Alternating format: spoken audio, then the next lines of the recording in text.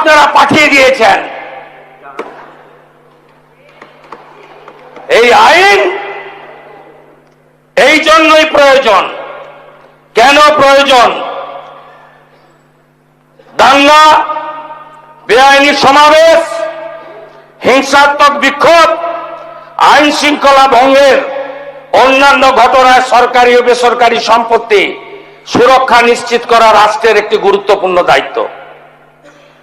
প্রচলিত ফৌজদারি আইনে অপরাধীদের বিচার এবং শাস্তির ব্যবস্থা থাকলেও ক্ষয়ক্ষতির দ্রুত মূল্যায়ন, প্রকৃত দোষীদের কাছ থেকে ক্ষতিপূরণ আদায়ের জন্য কোনো কার্যকর স্বতন্ত্র ব্যবস্থা নেই। আমি দায়িত্ব নেওয়ার পরে দুটো জায়গায় ভাত টিপে দেখেছেন। আসানসোলে ফাঁড়ি ভেঙেছেন, আদায় করেছি ক্ষতিপূরণ।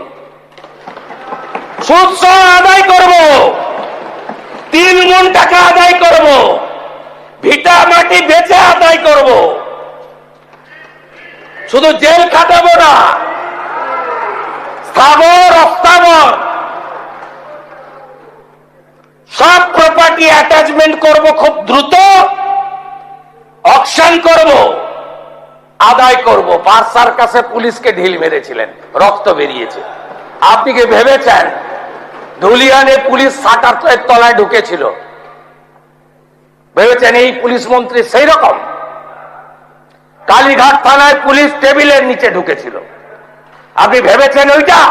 আমার দায়িত্ব পুলিশ কর্মীদের নিরাপত্তা দেওয়া।